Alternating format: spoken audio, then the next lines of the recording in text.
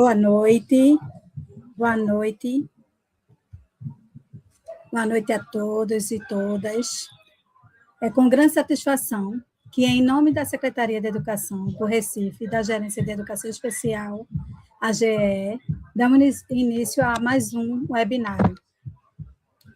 Meu nome é Conceição Araújo, sou gestora da Educação Inclusiva e representante da Gerência de Educação Especial. E terei a satisfação de conduzir este momento com Tiane Araújo, que é coordenadora do NAS Recife, e com a Cláudia Raquim, que é advogada e faz parte do Grupo Frente Única.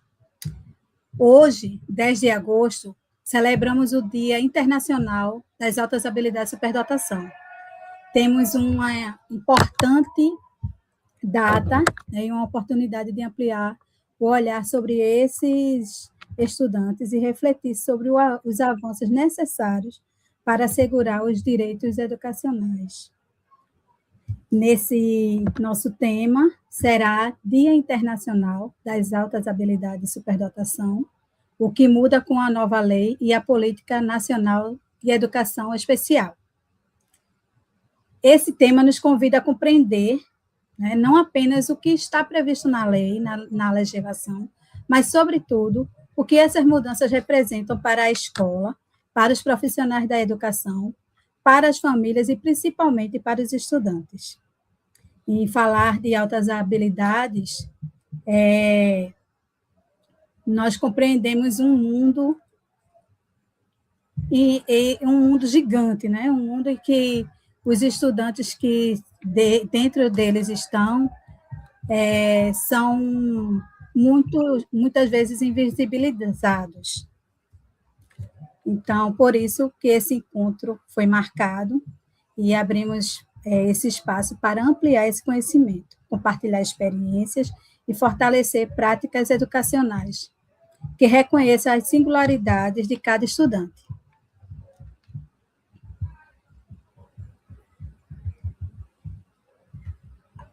Agora, eu passo a palavra para a Cláudia Raquim. Né? Quero agradecer imensamente a Cláudia pela sua presença, né, pela sua disponibilidade. Cláudia Raquim é advogada especialista em Direito Educacional, pós-graduada em Neurociência e Psicologia Aplicada e sócia do Instituto Dupla Excepcionalidade, que contribuirá para a compreensão dos aspectos legais e dos direitos educacionais desses estudantes. Nessa live também teremos, como eu já falei anteriormente, a presença de Tiane Araújo, que é a coordenadora do NAS Recife desde 2020. Ela é neuropsicóloga e mestranda em Educação Básica pela UFPE, atua diretamente com a educação e acompanhamento e atendimento de estudantes em altas habilidades de superdotação. Cláudia Raquim, eu agora passo a palavra para você. Obrigada, boa noite. Obrigada, boa noite.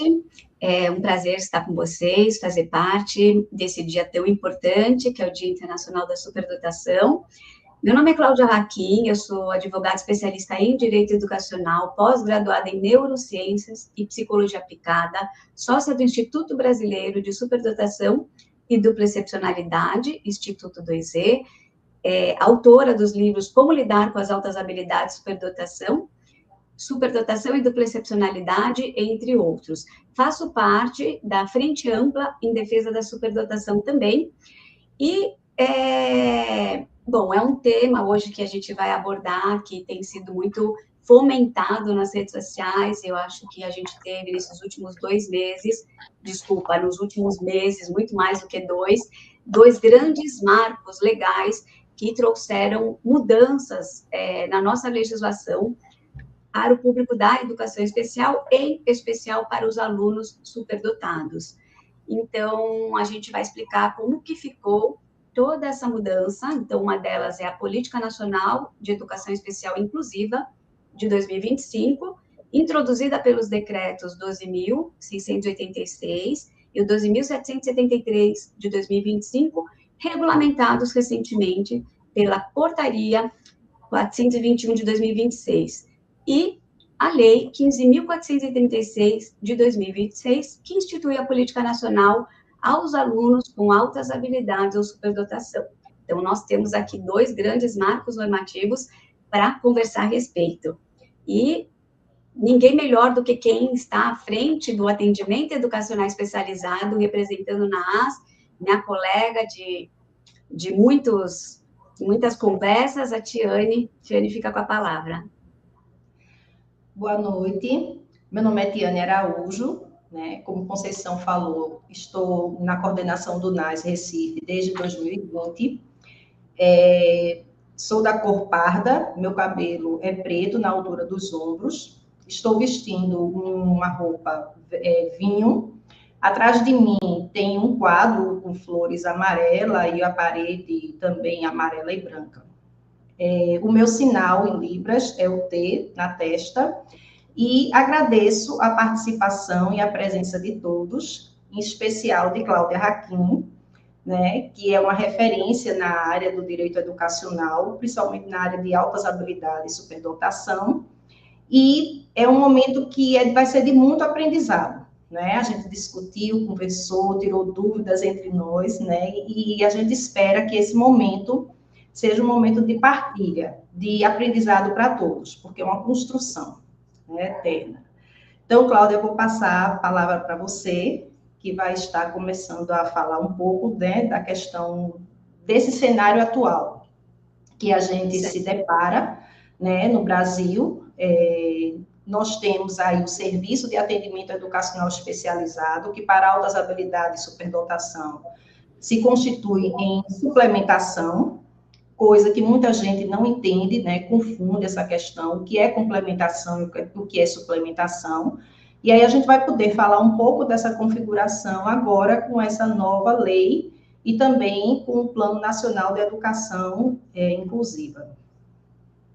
Então, a gente tem 2 questões para tratar. Nós temos uma lei que foi publicada em 18 de junho, de julho, e ela foi alvo de alguns vetos. Então, por enquanto, a gente tem que tratar daquilo que existe de fato, que foi a lei que foi vetada com os vetos, e considerar hoje o que a gente tem. Amanhã, se esse cenário mudar, é possível que muitas coisas podem mudar também em relação à forma de atendimento dos alunos com altas habilidades ou superdotação. Falando da Lei 15.436, de 2026, que é essa lei que instituiu a Política Nacional aos alunos com altas habilidades ou superdotação, a gente tem algumas coisas interessantes para abordar.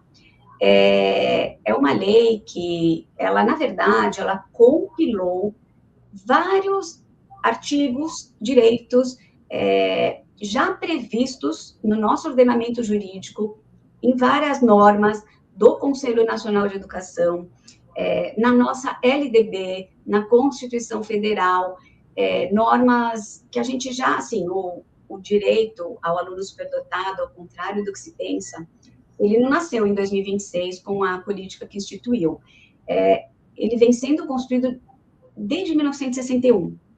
E aí ele foi evoluindo para chegar hoje no formato que está, que ainda entendemos que não é o ideal, porque nós precisamos de muitas verbas e recursos por parte do governo para capacitar o máximo possível de professores, docentes, gestores, toda a rede de sistemas de ensino, para que conheçam o que é as altas habilidades de superdotação, porque só conhecendo, sabendo identificar, é que vamos poder atendê-los.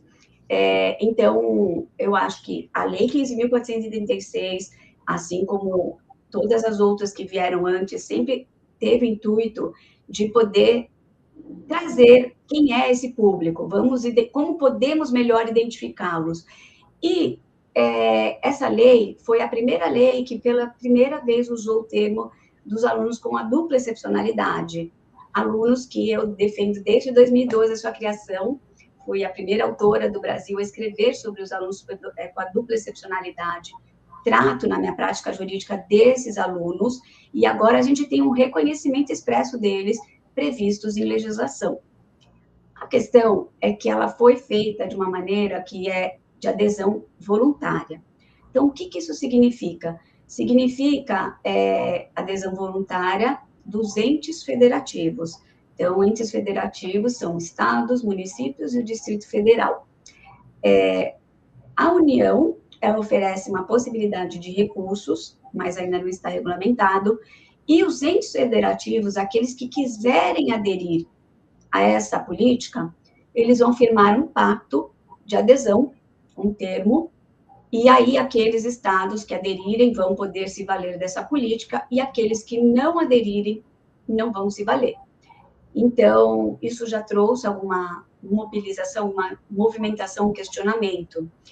Como advogada, eu entendo que a educação é um direito constitucional fundamental e indisponível. Então, eu acho que educação não se discute, principalmente educação inclusiva. Então, a gente, quando pensa em educação, não dá para falar quem quiser vai poder se contemplar de determinados direitos e garantias. Ah, mas meu estado e município não quer, então eu não vou poder fazer jus a esse direito. Isso pode criar uma desigualdade, que também está prevista na nossa Constituição Federal, artigo 5º, que é o direito de isonomia, que prevê direitos iguais às pessoas, iguais na medida da sua igualdade, desiguais na medida da sua desigualdade. Então, a gente tem muita coisa para falar sobre isso. Então, é uma lei que compilou os direitos que estavam fragmentados. Isso é interessante, porque aqui a gente vai falar sobre formas de atendimento, como a Tiane falou, suplementação, enriquecimento, diferenciação curricular, agrupamentos, plano de ensino individualizado, plano de atendimento educacional individualizado, a aceleração de série, que tem algumas modalidades, progressão de estudos, regular, parcial, integral. Então, isso já existia no ordenamento, foi unificado. Agora, é uma lei que depende de regulamentos em várias questões centrais para que ela produza seus efeitos no mundo jurídico. Então, assim, ninguém está tirando o direito de aluno superdotado que já foi conquistado nesses anos todos, principalmente pela LDB, na nossa Constituição e nessas normas espalhadas. Mas a gente precisa de uma garantia que essa lei vá acontecer. Essa garantia vai vir um regulamento de um decreto presidencial, um regulamento do MEC, e aí tem várias questões que a gente vai conversar, do cadastro, da criação dos centros de referências, que aí elas dependem de regulamentação. Então, por enquanto, a gente tem uma lei na teoria, que, quando for regulamentada, depende de quem vai aderir, e a gente vai conversar o que vai acontecer com aqueles que não vão aderir, e por outro lado, a gente tem uma Política Nacional de Educação Especial, a PNEEI, de dezembro de 2025, regulamentada também agora, mês passado, e que é o que está prevalecendo enquanto essa lei ainda não está regulamentada. Então, hoje, o atendimento educacional especializado vai se pautar no que diz a PNEI. E aí, Diane, pode ir complementando, que é bom intervindo e a gente vai se complementando.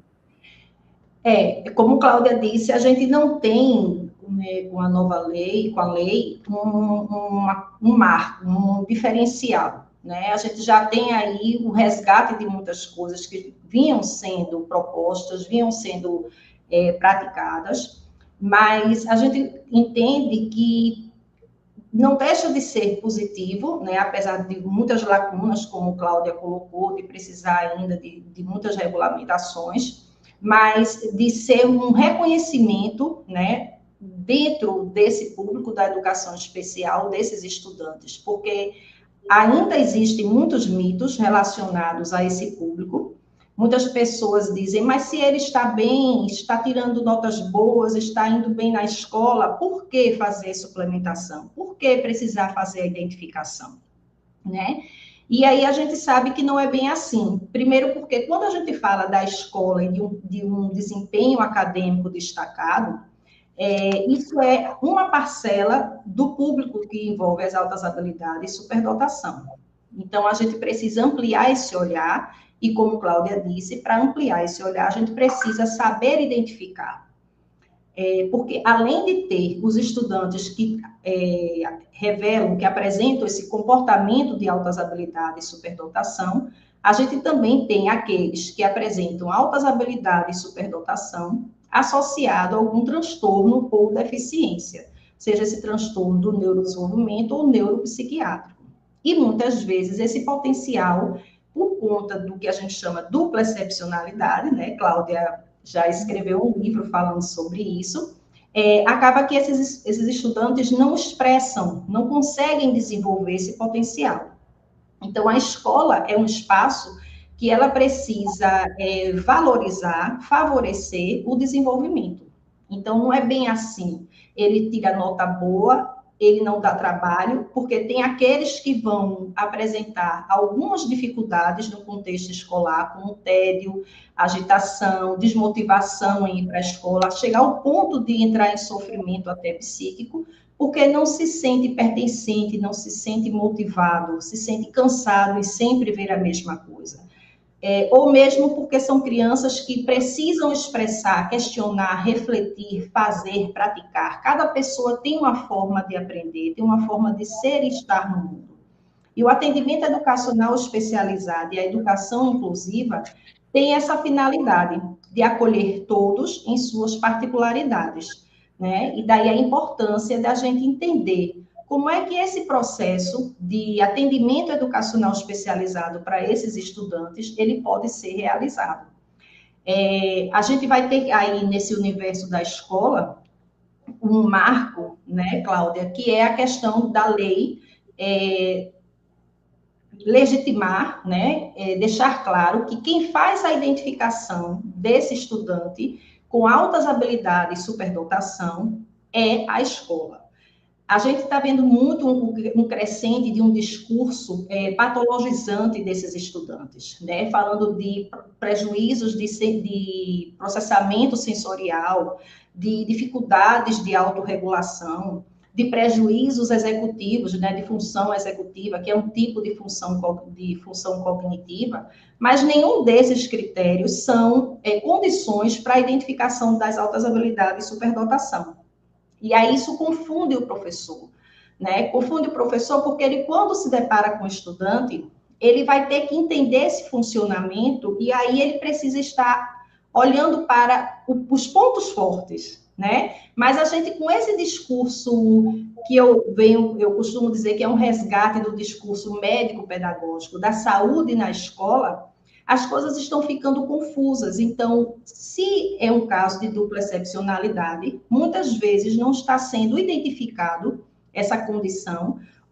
Se antigamente a gente tinha a questão da superdotação não reconhecida e só reconhecido o transtorno e só realizada a intervenção voltada para o transtorno, a gente hoje está vendo o cenário contrário por conta dessa confusão, desse discurso que está sendo crescente.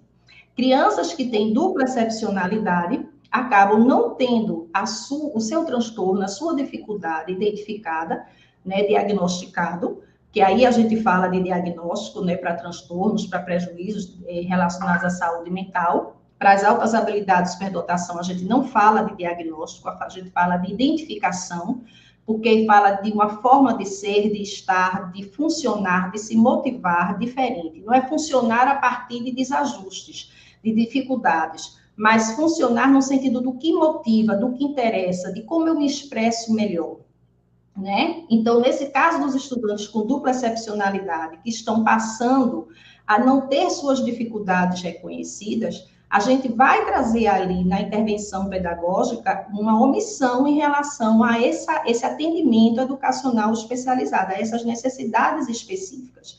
E a gente precisa entender que existe o fenômeno das altas habilidades, que vai ter uma forma de ser, de estar, um funcionamento, e associado a isso, pode ser que aconteça também a manifestação de alguma dificuldade, de algum transtorno, que vai trazer uma outra forma de funcionamento desse estudante.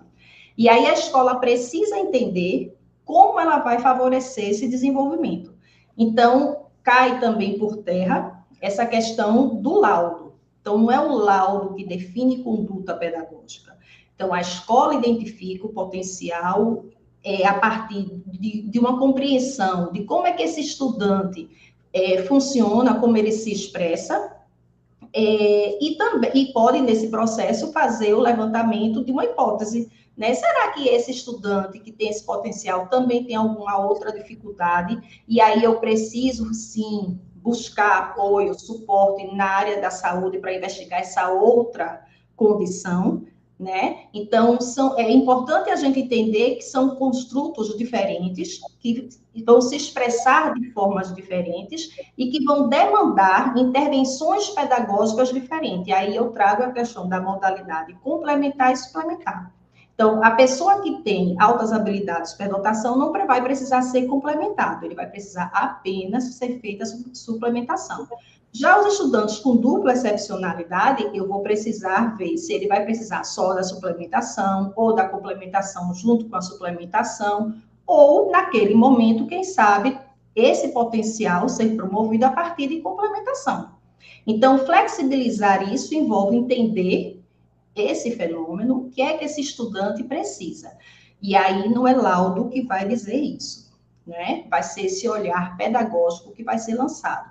E aí eu queria, Cláudia, que você falasse um pouco sobre isso, né? Sobre esse reconhecimento, esse lugar da escola dentro da lei, né? O que valida, porque muita gente ainda acha que o professor não pode fazer a identificação, né? É claro que a gente vai precisar, em alguns casos, da avaliação da saúde, como eu falei, uma avaliação neuropsicológica, principalmente em situações em que a gente vai suspeitar aí da associação com algum transtorno ou deficiência.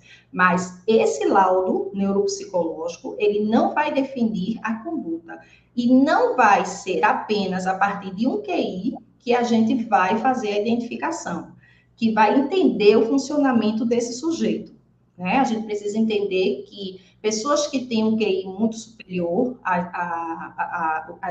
as pesquisas já mostram isso, já tem muitas evidências, mas que têm alguma dificuldade associada, algum transtorno mental, por exemplo, elas vão apresentar prejuízos, que a gente chama de função executiva, e elas vão ter ali barreiras, dificuldades para que esse potencial venha se manifestar. Então, não se resume a QI, não se resume a chegar com o laudo, com o QI, e dizer, meu filho tem que fazer suplementação na escola, meu filho vai ter que ir para um serviço especializado para altas habilidades e superdotação para ser enriquecido. Então, não é somente isso.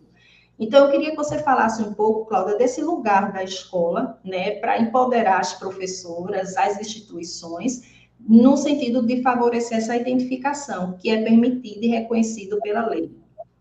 Essa é uma grande novidade, uma inovação que a PNI trouxe e que já vinha sendo demandada faz tempo, é a questão de dar um protagonismo para a escola e esclarecer quem é que vai identificar as necessidades educacionais daquele estudante, né? Nós não estamos falando de uma identificação ou de um diagnóstico clínico quando a gente pensa no público do autismo, dos TEAs e com deficiência que fazem parte da educação especial. Então, era uma questão que até então ela estava muito, assim, ela não era clara na nossa legislação. Essa política veio resgatar uma nota técnica 4 de 2014 do MEC, que falava sobre isso, mas ela tinha um poder hierárquico muito baixo.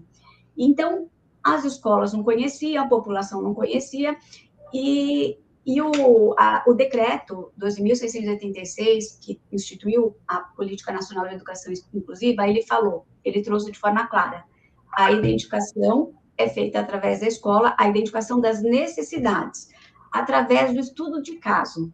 Então, e através do estudo de caso, vai ser identificadas as necessidades para se fazer um plano de atendimento educacional especializado e o PEI, é o Plano de Educação de Ensino Individualizado. Então, também tem aqui, além da identificação feita pela escola, por quê? Porque muitos alunos não têm condições de buscar um laudo, uma avaliação externa com um profissional que custa caro, e sendo que ele precisa ser atendido em suas necessidades pedagógicas. Então, o intuito da lei é ampliar esse atendimento, é possibilitar que todos os alunos que precisem da educação especializada que possam ter as suas necessidades identificadas e atendidas. A gente sabe que não é uma coisa fácil, a gente sabe da realidade que a gente vivencia no Brasil, a gente sabe o quanto a gente vai precisar de investimentos do governo para capacitar, para formar os profissionais, e que não é da noite para o dia, mas a ideia é conseguir que esses alunos não dependam de uma avaliação externa. Claro que é importante a avaliação externa, ela vai subsidiar em várias questões, na questão de trazer as questões que o aluno com superdotação vai precisar, ou uma dupla excepcionalidade para ajudar a subsidiar. Mas a ideia desta política é que a escola seja, então, a responsável, trazendo a complementação quando houver, e aí o estudo de caso. Então, de forma rápida, então, é contínua, tá? Ao longo do ano, e tão logo identificada, nós estamos falando agora das altas habilidades da superdotação, imediatamente vai fazer o plano de atendimento educacional especializado e o PEI. E a figura do PEI foi assim, para os alunos superdotados, foi a primeira vez que ele foi trazido com essa terminologia no nossa legislação. Porque até então a gente conseguia justificar a necessidade de se trabalhar com o PEI através de outras normas. Então, por exemplo, o artigo 59, inciso 1 da LDB, ele fala que o aluno da educação especial tem direito a adaptações, flexibilizações curriculares. A gente tem normas e pareceres do Conselho Nacional de Educação que falam do plano de atendimento educacional individualizado, mas a gente não tinha nada em termos federais escrito PEI. E agora a gente tem.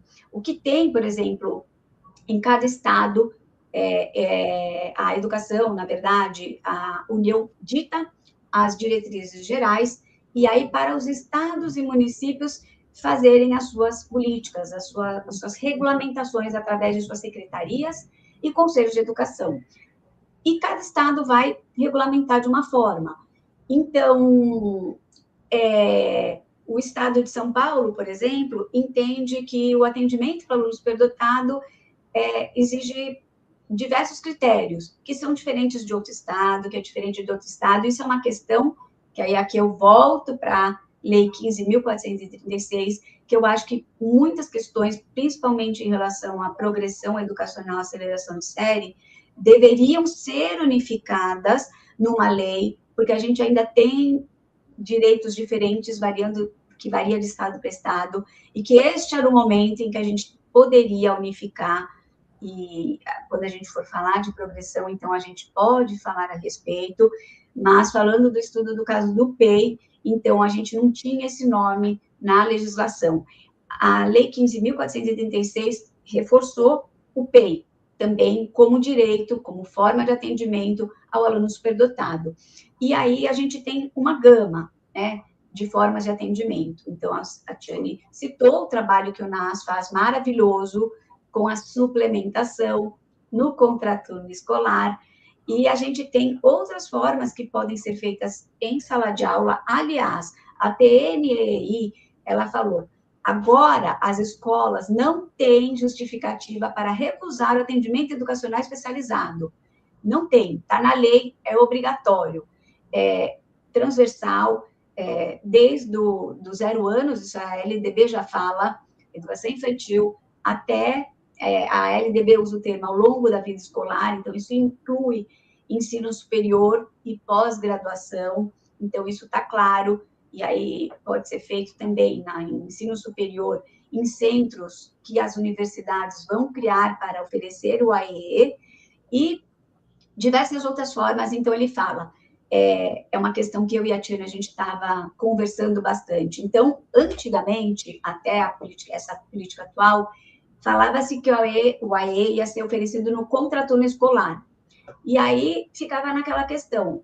Eu que lido com uma realidade do Brasil toda, diferente da realidade de alguns estados que são contemplados pelos NAAS ou pelas salas de recurso, tem muitas escolas, muitos estados, cidades e municípios que não têm salas de recursos, que não têm NAAS, e aí não tem como oferecer no contraturno escolar esse trabalho que é maravilhoso. E aí a ideia, então, da PNE é assim, escola você vai dar um jeito, ou você vai criar um atendimento educacional especializado no contraturno, ou em outro lugar, mas você vai ter que fazer. E aí, a Política Nacional de Educação Especializada, ela fala mais do PEI, né? E aí o NAAS trazendo o serviço e as salas de recurso da suplementação, quer dizer, o NAAS oferecendo a suplementação e as salas de recursos, outros tipos de enriquecimento, de outros tipos de trabalho. Agora, a gente sabe que em sala de aula existem outros direitos, então, como eu falei, não é só o PEI, a gente tem, então, resgatando toda a legislação, agrupamentos, enriquecimento curricular, diferenciação curricular. E aí, os casos de aceleração, não é todo aluno superdotado que é elegível e que preenche os critérios e que está pronto ou que precisa ser acelerado de série.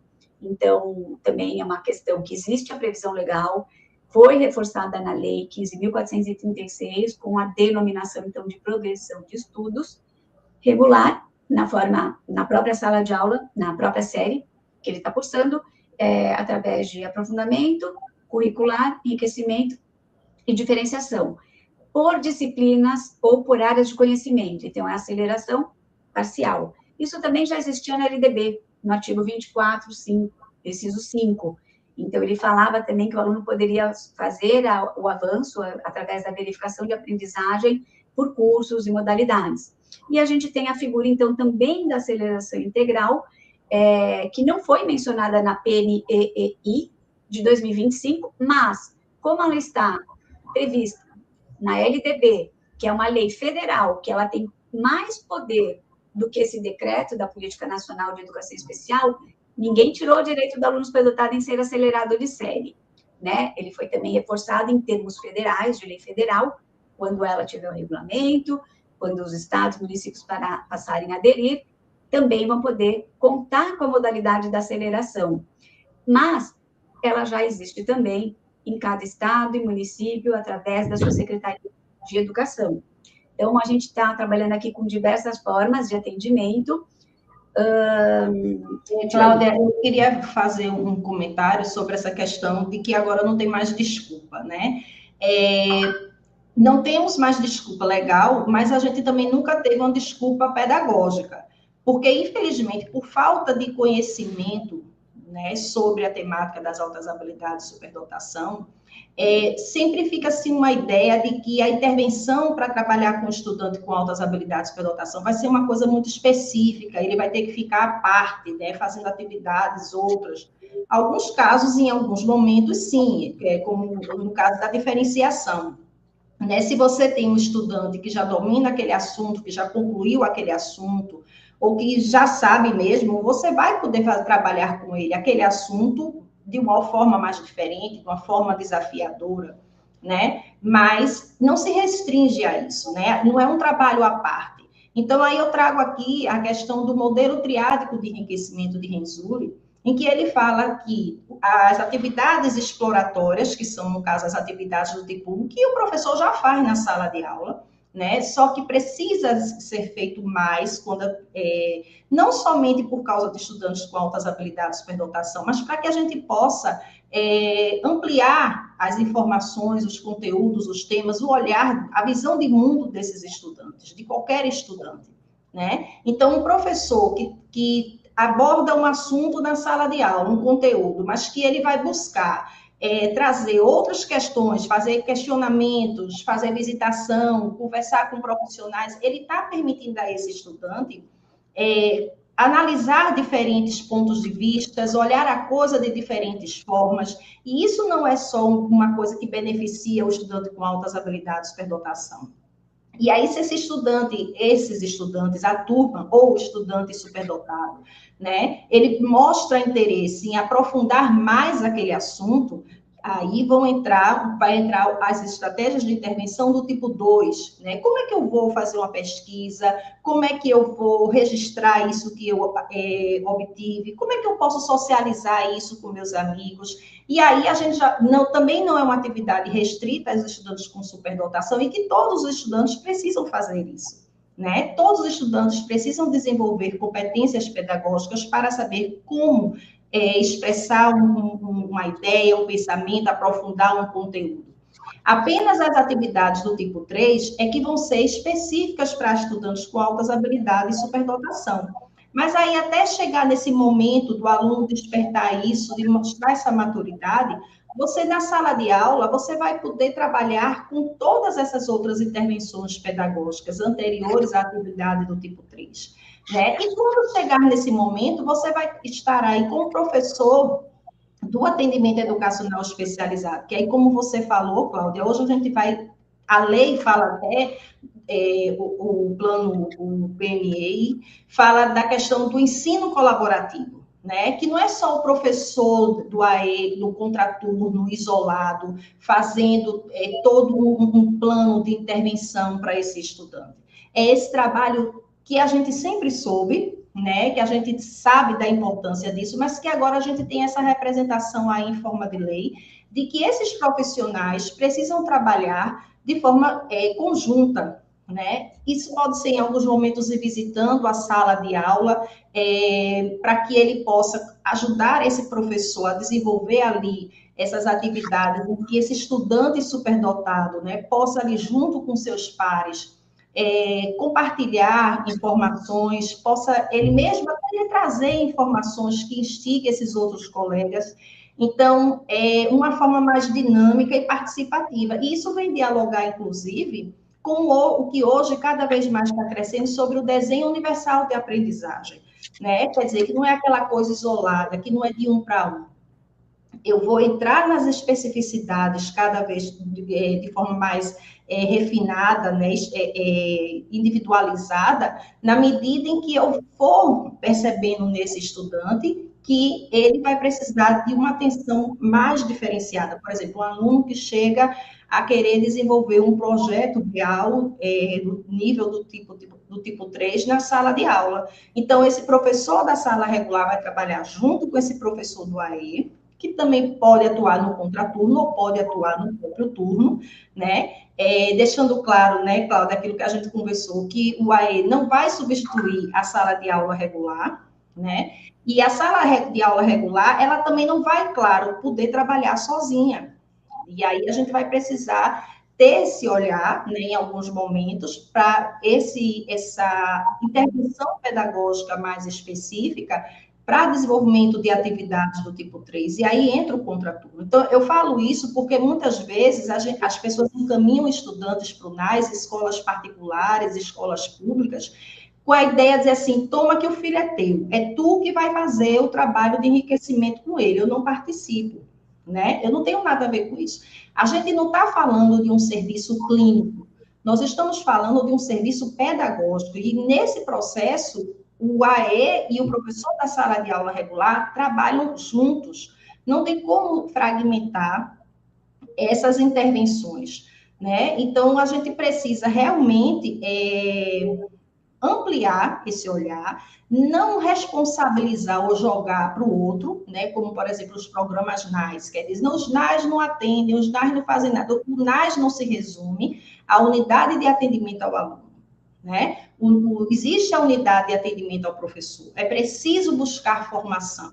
Não tem como você também atingir todo um público se o público não te busca, se o público não tem interesse. Então, é importante que os professores, as escolas e os pais entendam que esse trabalho é continuadamente em parceria. E por quê? Né? Quando Cláudia fala aí do estudo de caso, que não é só no momento, ele é contínuo.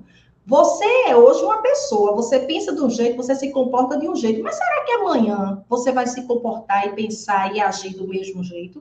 Então, é um processo. E estamos falando de crianças que estão em formação. Criança que em um momento vai se sentir mais motivada, vai estar mais organizada, que vai estar mais curiosa, que vai estar mais criativa, em outros momentos não. E a gente vai precisar estar continuadamente acompanhando essa criança, entendendo ali o que é que ela tem interesse, como é que ela gosta de aprender e favorecendo esse desenvolvimento, né? Então, não é um momento, é por isso que quando a gente fala a questão do laudo, né? A laudo, pronto, fez a identificação, encerrou ali, pronto, o menino é superdotado, todas as respostas estão dadas. Não, é um processo, né, de como esse sujeito, principalmente no âmbito pedagógico, como esse sujeito ele vai se desenvolver, vai desenrolar, né, todo esse processo de construção, de conhecimento, de desejo de saber, desejo de compartilhar, de oportunidade de compartilhar.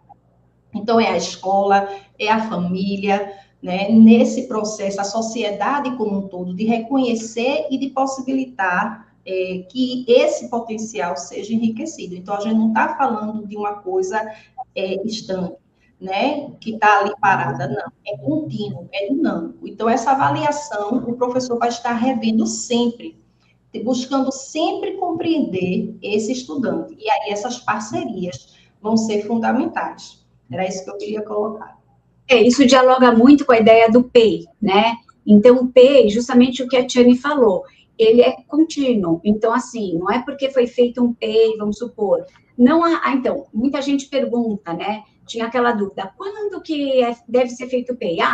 No início falava-se, né? Que é no início do ano letivo, logo há 30 dias.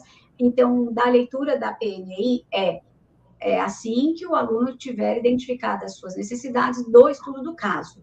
Então, o PEI, ele é contínuo, então ele não, ele assim, foi identificadas as necessidades, vai para o PAE, Educação Especial, professor o atendimento educacional especializado, e o PEI. E ele, como a Tiane falou, vai ser revisado de acordo com a mudança, o desenvolvimento do aluno, porque hoje ele pode ter uma necessidade, amanhã ou outra ele pode precisar de mais, ou às vezes ele tá bom assim, né? Não estou precisando de tanto. Vai chegar um momento que o professor vai ver e vai falar, não, aqui esgotaram-se todas as possibilidades de atendimento através do PEI, do enriquecimento, ele vai precisar ser acelerado. Então, isso dialoga muito com o que a Diane falou, do desenvolvimento, que a criança é um ser em desenvolvimento, e o PEI também vai ter que ser, quer dizer, não foi feito e vai ser revisado todo ano. Se o aluno estiver bem, ok. Se não, se houver alguma mudança, o PEI vai ter que ser ajustado.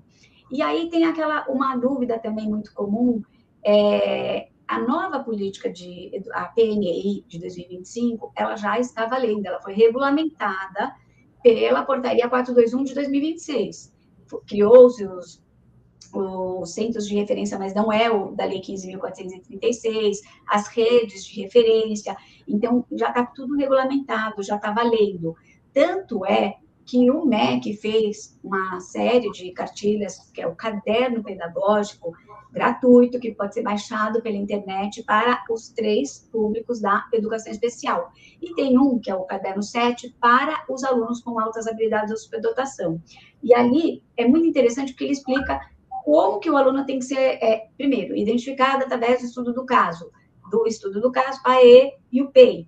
E aí vai explicando tudo como tem que ser feito. É bem interessante, né? Então, assim, a gente está aqui lutando para a formação, capacitação, para que uma quantidade de professores possíveis saiba reconhecer esse público para poder atender. Então, uma forma seria que todas as escolas tivessem acesso a esse caderno, que fosse compartilhado, que ele é muito importante. Então, a Política Nacional de 2025 já está valendo. Então, a forma de identificação é o estudo do caso.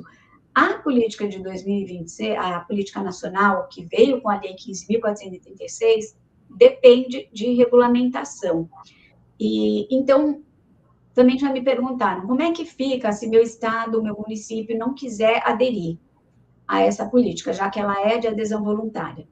E eu já ouvi de resposta coisas que para mim não fazem muito sentido. Então, vamos pressionar, fazer uma pressão social, uma pressão política, ou judicializar para que o meu município, estado ou Distrito Federal possa aderir a essa lei. Eu acho que não faz muito sentido a gente criar uma lei para que a gente tenha que brigar com os políticos, com a sociedade, judicializar para que meu estado possa se beneficiar. Então, é por isso que a gente ficou um pouco na dúvida, porque não uma adesão total, como foi a Política Nacional de Educação Inclusiva. Já foi. A LDB é para todo mundo, tá? Mas o que já está garantido não vai ser tirado de ninguém. Então, essa é uma questão que pergunta, já pode produzir os efeitos? Não, porque depende de termos de adesão. Então, se o seu estado vai ou não aderir, depende por exemplo, a questão também importante, o cadastro nacional para dimensionar o número de alunos superdotados, com altas habilidades ou superdotação. Ele já foi criado em 2015 e incorporado em 2015 no artigo 59, letra A da LDB. E a grande questão, que é o que eu falo, né, enquanto advogada ou nas audiências públicas que eu vou falar sobre o processo de criação de uma lei, é que não podemos deixar nada para o regulamento aqui no Brasil, principalmente se tratando de educação. Então, em 2015, criaram um cadastro, a ideia é maravilhosa, para saber quantos superdotados a gente está falando. Por quê? Porque precisamos atender, precisamos de verbas, de políticas públicas, e aí vai ser criado por um regulamento. Cadê o regulamento? 11 anos, né? E aí veio a Lei 15.436 e reforçou a necessidade deste regulamento. E já trazendo algumas ideias de como ele vai ser implantado. Então, ela já falou, é o MEC que vai ser competente para fazer. Ele vai ser alimentado dessa forma. Mas a gente ainda depende de um regulamento. Enquanto a gente não tiver esse regulamento, o cadastro não existe, tá? Então, o que está, para a gente ter uma noção de quantos são os alunos superdotados, a gente vai pegar do censo escolar, né? E, então, é uma questão que todo mundo tem me perguntado. Acho que a lei trouxe ainda, como é muito recente, teve a questão dos vetos, que a gente não sabe como vai ficar. Então, ainda tem muitas dúvidas, né, sobre como vai funcionar. Agora, o atendimento é necessário, e aí, essas ideias, né, que a gente precisa passar para as escolas, que aquelas, por exemplo, que não têm a possibilidade de fazer uma suplementação numa sala de recursos, num NAS, centros, outras instituições, entidades que trabalhem no contraturno escolar, porque existem outras formas de atendimento, então a gente precisa saber que existem também aqueles que vão poder se beneficiar com outras estratégias em sala de aula.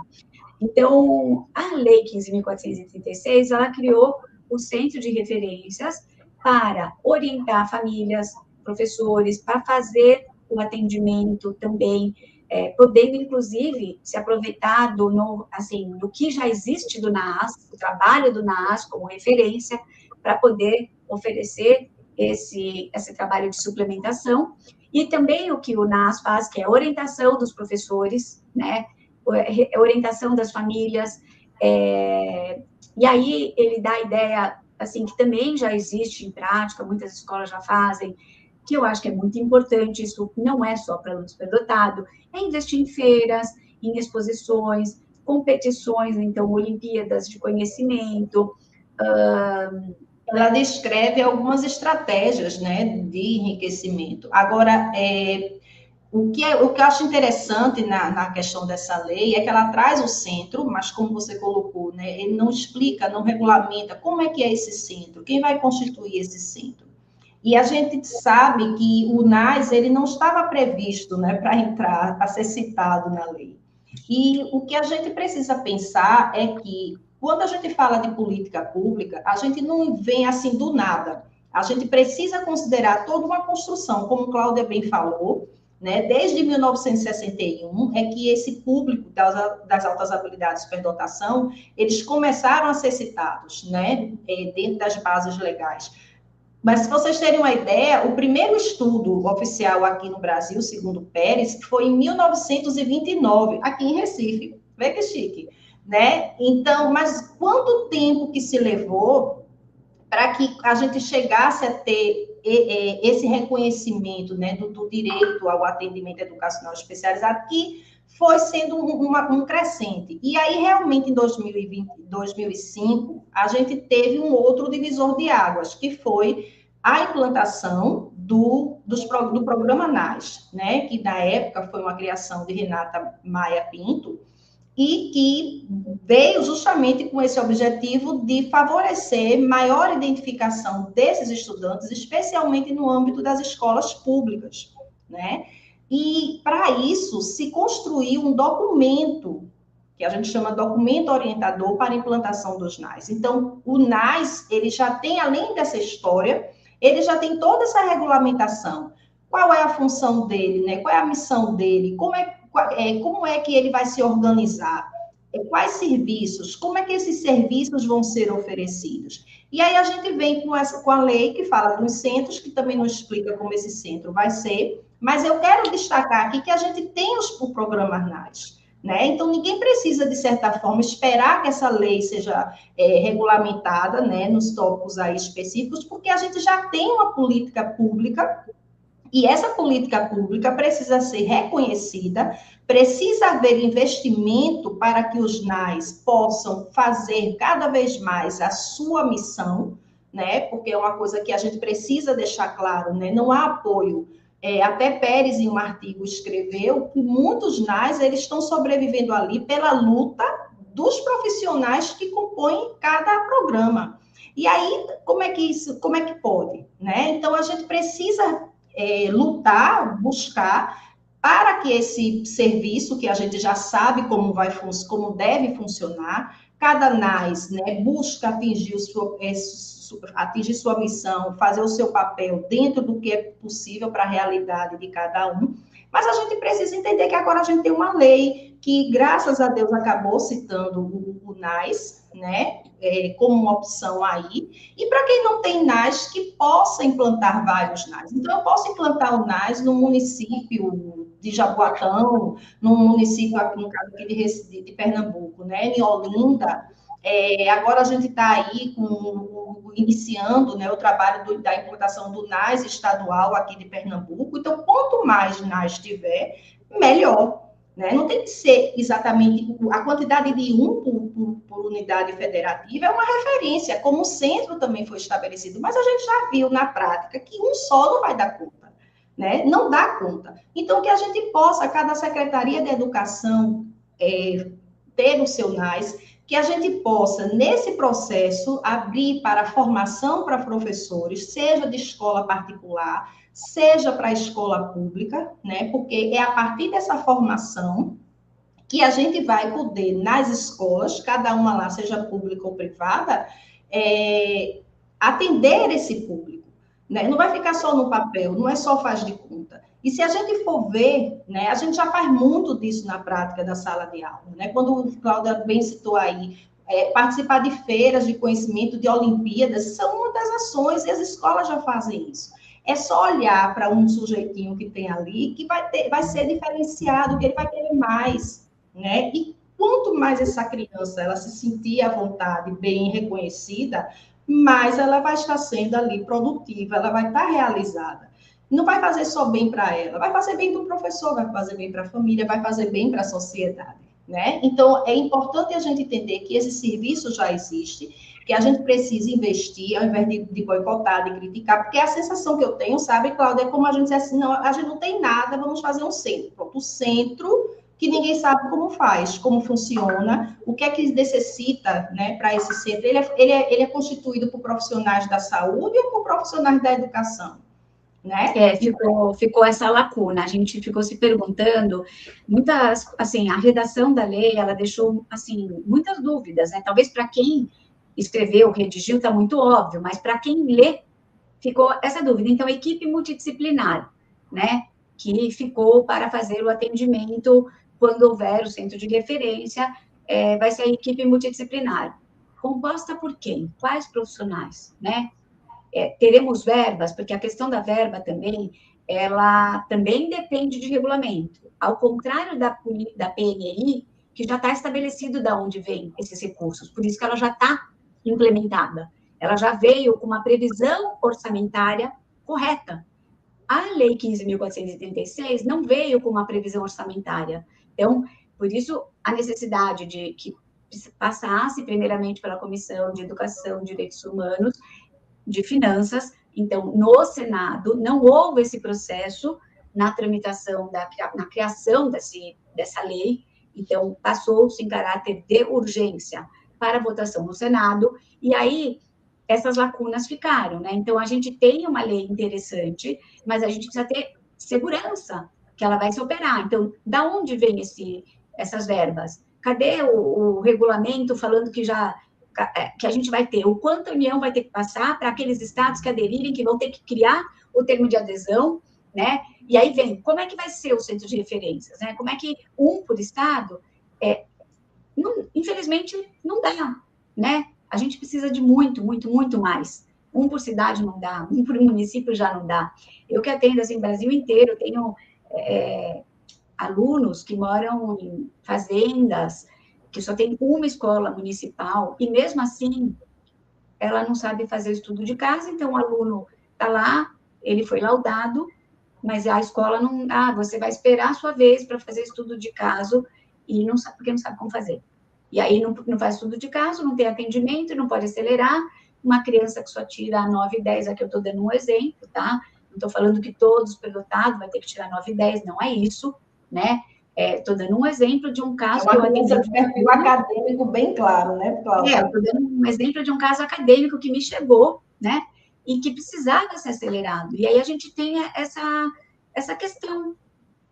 A escola não sabe fazer estudo de caso, então, com isso, vai ser obrigado, né? Vamos ter que começar, a gente vai ter que começar a cobrar das escolas, mas agora a gente tem uma lei que fala, você é obrigada a fazer, né? A fazer, a atender. Uma coisa a Tiane falou, enquanto ela falava, me ocorreu um caso de um parente superdotado, que nessas idas aos museus, né, que a escola faz, olha só, pergunta, mas o professor nem sempre, por exemplo, vai ser aquele aluno que, né, vai se expressar nas notas, o acadêmico.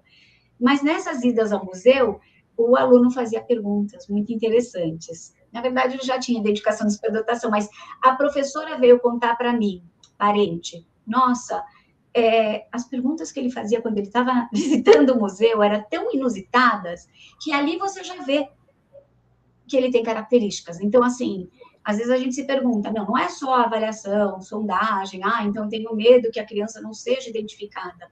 Então, se o professor tiver aquele olhar, né, no dia a dia, né, na merenda, no play, no recreio, ele vai conseguir sacar, né, perceber. Não é só na sala de aula que o receio então só os acadêmicos que vão ser contemplados, porque esses que vão ser, que têm mais visibilidade. Mas existem outras formas, então a gente precisa mostrar. Até porque não é todo estudante que tira notas altas, né, que vai ser superdotado. Eu posso tirar 8, 9, 10, né, e como também eu posso ser superdotado e tirar 10, 9, 7, às vezes, dependendo da disciplina. Então, isso é uma coisa realmente que você chama atenção, que é super importante para o estudo de caso, né, esse funcionamento. Hoje mesmo, você vê Raven, que é o autor, né, das matrizes progressivas, é um instrumento psicológico, e também tem a versão avançada para adultos. Ele fala que o profissional da psicologia, quando faz uma avaliação, 10% é ali do teste, 90% tem várias outras variáveis que precisam ser consideradas, né? E isso hoje a gente sabe nos estudos de psicologia, de neuropsicologia, o quanto a questão da motivação, das características de personalidade, elas são também esclarecedoras sobre esse funcionamento dessa pessoa, né? Então, é aquela criança que está ali sempre sendo curiosa, que, como Cláudia destacou agora, ela vai estar sempre... Você vai dizer... Como assim, né? Como é que esse menino sabe disso? Meu filho, meu filho, diz, como é que tu sabe disso? Tu descobrisse isso aonde? Você, ele diz, não, eu li, eu vi, né? A rapidez com que eles aprendem, né? E aí eu trago aqui Vygotsky, com a zona de desenvolvimento proximal, né? Que ele fala, não é importante para você entender o funcionamento de uma criança, não é você estar atento ao que ele faz, mas o que ele começa a fazer sozinho, mesmo com o apoio do outro, né? Ou seja, ele não sabe. Aí você vai fazer uma intervenção, você favorece um ambiente enriquecedor, estimulador para ele, e rapidamente essa criança responde, ela já passa por uma outra etapa, né? Então, isso é um indício, né? Dessa aprendizagem rápida, dessa curiosidade, dessa motivação, dessa persistência, tudo que constitui características que vão além da memorização, que vai além da reprodução, que vai além do consumo de conteúdo, né? É muito mais do que isso. É uma criança inquieta, uma criança que quer saber o que é que pode fazer para os cachorros da rua não ficarem abandonados, né? Quer dizer, você vê que o quanto tem ali de empatia, de sensibilidade, que essa sensibilidade, inclusive, né, Cláudia, está sendo muito confundida. Teve uma vez até que a gente conversou sobre isso, tem lá na lei no conceito, falando de alta sensibilidade, né? Uma coisa assim, dando a entender como se fosse questões sensoriais, e não é questão sensorial, é questão de empatia, né? De eu me colocar no lugar do outro, de eu querer ajudar aquele outro. Então, a gente precisa entender o que caracteriza o comportamento de altas habilidades e superdotação. E aí, independente daquela guerra de teorias, né, porque Renzulli, de Gagné e tantos outros, mas se a gente for ver a história, né, dos estudos, das pesquisas sobre altas habilidades e superdotação, desde Terman, né, que teve lá ele a grande referência do QI, mas que no processo dos estudos dele longitudinal, do estudo longitudinal que ele realizou, quanto ele foi vendo que fatores de personalidade, do ambiente, né, contribuiriam ou não para o enriquecimento e a expressão desse potencial. Então, gente, a gente está num ambiente de escola, né? Como a Cláudia está dizendo, a criança, quando se depara com o novo, com os assuntos, com os conteúdos, como é que ela reage? Né? Ela reage mais de forma motivada em relação a quê? Então, a gente, o tempo todo, o professor está lidando com isso na escola, e não precisa ter medo, precisa desmistificar ideias errôneas que estão sendo difundidas. Hoje eu vejo a gente resgatando mitos, né? Antigamente se dizia, né? Eu não gosto muito de dizer essa expressão, mas é um exemplo que eu tenho que dar, que diz assim, o cara inteligente é doido, né? Quantas vezes a gente ouviu isso? Hoje a gente não escuta essa frase, né, tão pejorativa e desrespeitosa, mas a gente escuta dizendo assim, não, eu tenho isso, eu tenho aquilo, quer dizer, tudo de comportamentos que falam de lacunas, de dificuldades do ser humano, né? E não é isso, não é porque você é inteligente, porque você tem um potencial diferenciado, que você vai ter lacunas. Você pode vir a ter, sim, óbvio, como qualquer outra pessoa, se você não teve seu desenvolvimento reconhecido, oportunizado de ser desenvolvido, estimulado, né? Isso como qualquer outra pessoa. Então, é importante a gente entender o que de fato caracteriza para a gente poder identificar. E esse estudo de caso envolve isso. Né? Conversar com a família, o professor do AE vai precisar conversar com a família, se for o caso, vai precisar ler um laudo, conversar com o psicólogo, vai precisar conversar com diferentes professores, o professor da sala de aula vai precisar contribuir com esse professor do AE, né? Porque não é função do professor do AE fazer a identificação sozinho. Não é assim, toma que o filho é teu e tu que identifica, não. São informações que vão sendo coletadas nesse processo, né, de escolarização, do dia a dia da criança, informações de como é que foi na sala de aula, propor uma atividade para ver como é que essa criança responde, né, o que é que ela gosta. Vamos ver, não somente na área que ele inicialmente é boa em matemática, mas muitas vezes a criança é boa em matemática, mas ela está afim de estudar ciência, já aconteceu aqui. Né, da gente indicar o grupo de interesse na área de experimentos, e a mãe dizer, não, mas ele é muito bom em matemática, e a mãe ficar agoniada, achando que foi uma conduta errada. Eu disse, olha, mãe, eu fui mostrar para ela, né, um mapa de interesse. Eu disse, ele fala que quando crescer quer ser cientista. Né? Os temas que despertam a curiosidade daquela criança são na área das ciências, né? Eu acho que era astronomia na época, né? Então, nem sempre aquilo que parece, de fato, é. Então, é preciso ouvir essa criança, né? E isso tem a ver até com a questão da aceleração, né, Cláudia? Que muitas vezes... Eu queria falar a respeito, mas é a exposição ao conteúdo, né? Eu acho que a criança, às vezes, ela não tem... A gente comenta também bastante entre a gente, às vezes a criança precisa... Ela tem aquele potencial, ela tem um potencial para desenvolver um talento, mas ela não teve a oportunidade de ser apresentada. Então, o máximo de possibilidades que a escola puder apresentar, aí é o caso que a Tiane falou. A mãe não sabia que o menino tinha interesse por ciências, talvez porque ele não havia sido exposto até então para ciências. Aí, quando ele se deparou, nossa, né? Que bacana. Então, acho que a escola... Ou ele pesquisava e ela nem sabia, né? Porque às vezes não vem no dia a dia. A matemática, talvez, para essa mãe, ela fosse mais...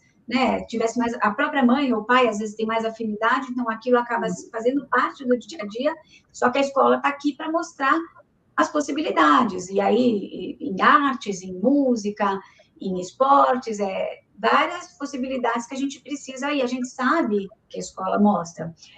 Então, falando da aceleração, a aceleração, eu sou super favorável à aceleração, sou uma das maiores defensoras da aceleração de série, há muitos anos que eu trabalho com aceleração especial há 20, só que eu acho que, assim, é uma medida que requer muita cautela, muito delicada, então não é só porque você é superdotado que você vai ser ou precisa ser acelerado de série, tem critérios, e aí os critérios, eles estão previstos, como o que acontece? Nem a LDB, e agora, a Lei 15.436, ela dispôs, existe a previsão de aceleração de série, mas ela vai ser feita e vai obedecer à regulamentação dos sistemas de ensino.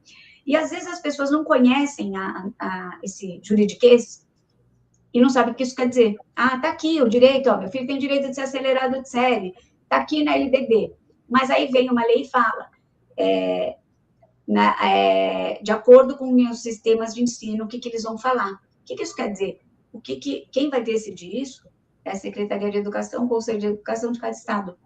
E aí foi aquilo que eu falei, cada estado tem um critério. Mas a grande maioria dos estados tem esse critério, se a gente está falando de uma aceleração administrativa, que é o alto desempenho escolar. Então, não sou eu, Cláudia, que estou falando isso. Isso é uma compilação que eu fiz. Eu peguei norma de estado por estado para falar, para ver quem é que está criando esse negócio de que tem que ter alto desempenho acadêmico, notas e avaliações, que tem muita gente que é contra isso, são os estados. Então, se o aluno ele tem que fazer o pedido de aceleração de série administrativo, cada estado vai pegar a norma, então, vai lá na Secretaria de Educação, e vai ter a norma que fala como que vai ser a aceleração de série. Então, o aluno, a grande maioria, ele tem que se destacar em relação aos pares, vai ter que ter o alto desempenho, vai ter que ter maturidade socioemocional, ele vai passar por uma verificação de aprendizagem, isso não sou eu que estou falando, isso, tá? Eu cito, aqui em São Paulo a gente tem indicação 242 de 2025 do Conselho de Educação de São Paulo e a resolução 81 de 2012 da Secretaria de Educação. Esses dois atos normativos falam que tem que ter o alto desempenho, maturidade, comprovada por psicólogo, aí nesse caso, que tem que ser esgotado todas as vias de enriquecimento curricular para que o aluno, então, seja acelerado de série. E aí fala cada estado tem um critério de verificação de aprendizagem, então, não necessariamente através de provas, avaliações, mas eles estabelecem esse critério. São Paulo é o estado que foi... Essa era uma questão que eu queria, que eu falei na audiência pública, que eu gostaria que constasse na lei. A gente tem muito obstáculo para fazer aceleração de série. Então, qual é a série que pode ser acelerada? Então, educação infantil, a maioria dos estados brasileiros não permite. Meu maior público, eu sei que a Tiane tem um entendimento sobre a questão da precocidade. A educação da superdotação na educação infantil, mas o meu maior público acaba sendo muitos pré-escolares e principalmente no primeiro ano, quando já estão completamente alfabetizados com a questão de matemática, de soma, subtração, e não tem mais o que fazer nem na primeira e na segunda etapa da educação infantil ou no primeiro ano. Então, o público que eu mais atendo são esses, com muito critério, com muito cuidado e sempre os que eu recebo é com o apoio da escola. Então, a escola está sinalizando que aquele aluno precisa, com respaldo de uma avaliação.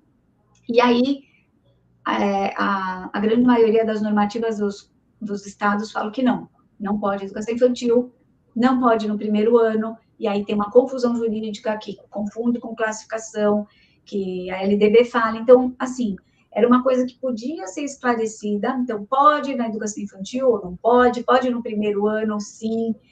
Aqui em São Paulo tem uma previsão que não pode nem os 3 primeiros anos de ensino fundamental, não pode na passagem do segmento de ensino, então não pode pular o 5º do fundamental, não pode do 4º para o 6º, porque você está pulando, vai estar indo para um nível diferente de segmento de ensino. não pode no 9º ano do ensino fundamental, não pode pular. Não pode pular o 3º ano do ensino médio. Então, o superdotado entrou na federal, na estadual, primeiro lugar, ele começou o 3º ano, ele não pode, naquele ano, ele não pode concluir o 3º ano. Então, por que não? Se ele já dialoga nem com os estudos sobre desenvolvimento, né? Como a gente estava falando, porque a gente fala de processo, de singularidades, e aí vem essas normas que enrijecem esse processo, né?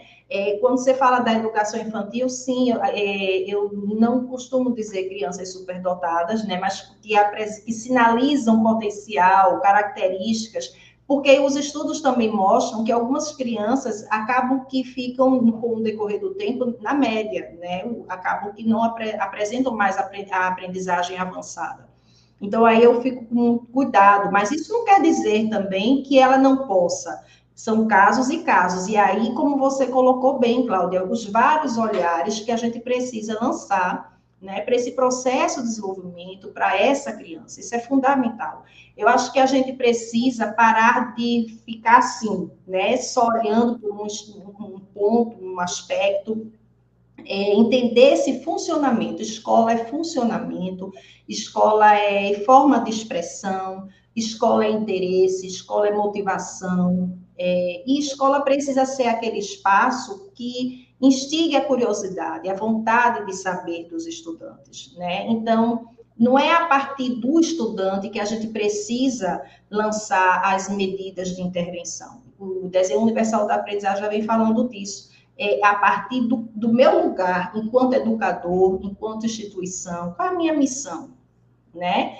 E aí a gente precisa olhar para todas essas singularidades e garantir, né, que todos, cada um da sua forma, não é particularizando, começar da particularidade de cada um, mas é a partir de um ponto que eu vá identificar que todos possam estar envolvidos, todos possam estar participando, e daí eu vou conseguir ver os que não acompanham, os que não têm interesse, e vou fazendo as intervenções necessárias, sim, mais de forma singular para cada estudante. Então, eu sempre digo isso nas formações, que a gente tem que parar de começar a olhar as partes, né? A gente precisa olhar esse todo, e a partir desse todo, ir reconhecendo esse sujeito na sua singularidade, e aí fazendo as intervenções necessárias. Isso é, inclusive, menos cansativo para o professor, né? Porque já pensou, 30 meninos numa sala de aula, digamos que você tenha 5, 6 alunos ali da educação especial,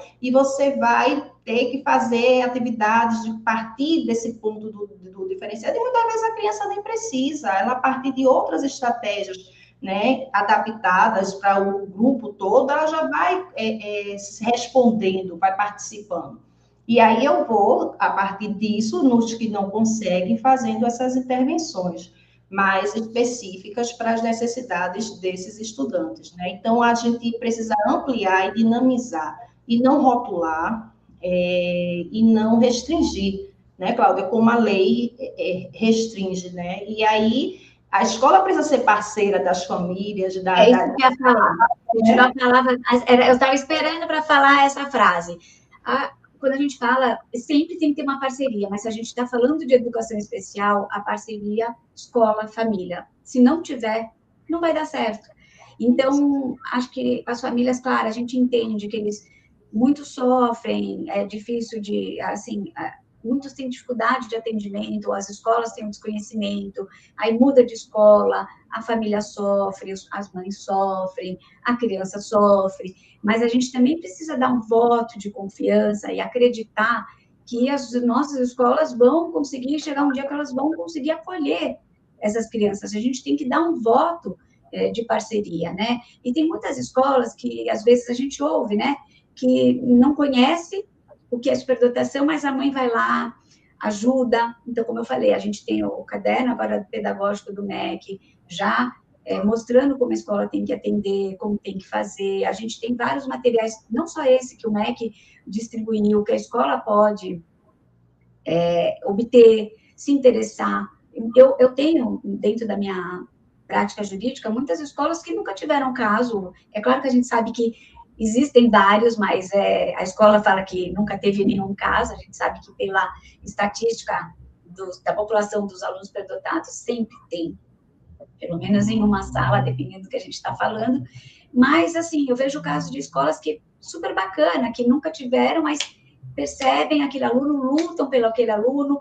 O meu maior problema é com a Secretaria de Educação, por conta desses entraves, a escola super parceira, e a escola, o que eu posso fazer para ajudar? No caso, estão pensando aqui numa aceleração, mas eu não consigo, porque a secretaria está me pedindo que o meu regimento interno tem que constar a possibilidade de ser acelerado, meu regimento não consta, e por conta disso o aluno fica lá, não pode ser acelerado. Então, a gente tem que acreditar nas escolas, dar um voto de confiança e torcer para que essa capacitação venha. Então, assim, seja pela PNI, seja pela a lei 15.436, a gente vai precisar de profissionais capacitados, né?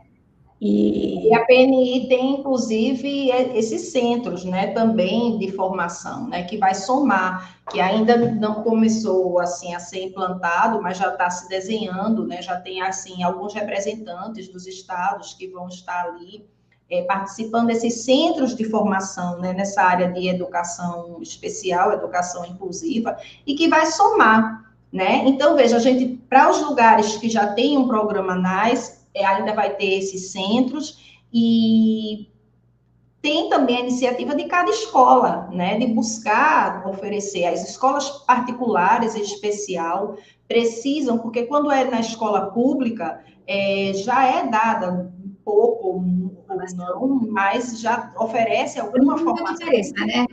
Por incrível que pareça. Mas a escola particular é a grande lacuna, né? E assim, gente, a gente percebe muito assim, a gente recebe aqui no NAS Recife muitos estudantes para avaliação, não ficamos para suplementar os identificados das outras redes. A suplementação é feita só para os estudantes da Prefeitura do Recife, mas é como a própria lei, a PNI, fala, né? Preferencialmente na escola. Né? Então, a gente precisa lembrar disso. Eu não tenho que jogar o abacaxi, né, que não é abacaxi, mas a gente vê como abacaxi, para o NAS, toma que o filho é teu, ou então para o professor do AE, dentro do espaço da escola, toma que o filho é teu. E não é assim. Né? É uma colaboração, né? Até para o aluno ganhar. A escola faz sua parte e ele ainda vai se beneficiar do que o NAS ou outro espaço definido pelo sistema de ensino vai possibilitar para esse aluno, seja no contraturno, melhor ainda, né? Então, tem que ser... O próprio PNI não fala que é definitivo, né, Cláudia? Ele fala que é provisoriamente, enquanto a escola não tem ainda condições de oferecer, né, esse serviço. Então, não é que você vai ser sempre, eu levo, transfiro para o outro e fica por isso. Não, é um tempo. E aí a escola precisa se debruçar, a se preparar, a oferecer esse serviço. E para isso, saiba que conta com os NAS, né? Os NAS estão ali para dar esse apoio, não tem como você querer que o NAS dê conta de tudo se você não busca, como eu já falei, esse serviço, né? Mas que é para todos, né? Hoje a gente está aí tanto com a política nacional de educação especial e inclusiva fortalecendo essas ações, não há mais desculpa para não dar, como também fortalecendo e reconhecendo serviços especializados comunais, que, inclusive, quando você falou da questão dos centros, quando fala de equipe multidisciplinar, o NAS já tem uma equipe, já é constituído por equipe multidisciplinar, quando fala de professor e psicólogo, né? Os psicólogos ali na posição do atendimento, da unidade de atendimento à família. Então, a gente precisa realmente garantir que esses profissionais da educação tenham interesse, que eles tenham apoio, né? Porque muitas vezes o profissional tem o interesse, mas não tem o apoio da escola, e a própria escola parar para refletir esse papel dela, né? O papel social da escola. Eu não sei, Cláudia, se você quer trazer mais algum item, já são 8h22. Eu acho que a gente pode abrir para as perguntas, né? Porque eu acho que muito do que a gente vai falar talvez venha em forma de pergunta, e a gente está aqui para esclarecer as dúvidas de quem está nos assistindo. Então... o pessoal que está aí na equipe técnica Isabela, se tiver algumas perguntas que foram selecionadas, né, durante a live, pode apresentar para a gente poder dar os devidos esclarecimentos dentro do que for possível.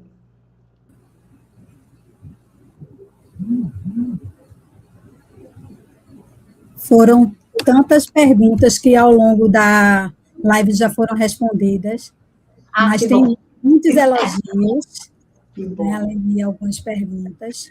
Isabela selecionou algumas e eu vou ler outras. Mas antes de abrir para as perguntas, eu gostaria de fazer um agradecimento, um reconhecimento muito especial. Quero parabenizar Tiane e Cláudia Raquin pelas excelentes contribuições desta noite, né? Pelo chat, a gente vê que as pessoas gostaram muito das contribuições, foram muitos elogios, né? Tivemos uma conversa extremamente rica, esclarecedora e necessária, né, nesse momento. A forma como foi abordado, né, esse tema, as altas habilidades de superdotação, foi um leque de conhecimentos, né, muito rico para todos nós. E, assim, a experiência e a legislação, a experiência das profissionais e a legislação certamente trouxe muitos esclarecimentos para todas nós, para todos nós que acompanham, né, esse mundo das altas habilidades. Então, agora eu vou passar para as perguntas. Bela vai colocar na tela algumas perguntas que foram destaque no chat.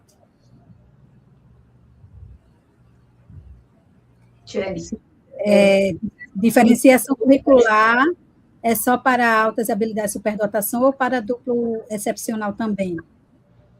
Não, a diferenciação curricular, veja, fez aí uma diferença, né, entre altas habilidades de superdotação e dupla excepcionalidade. Veja, a dupla excepcionalidade, as altas habilidades de superdotação estão embutidas na dupla excepcionalidade, faz parte, né? Agora, a gente precisa ter cuidado, atenção sobre o funcionamento de cada estudante, né? E muitas vezes se quer definir a conduta pedagógica apenas a partir do QI.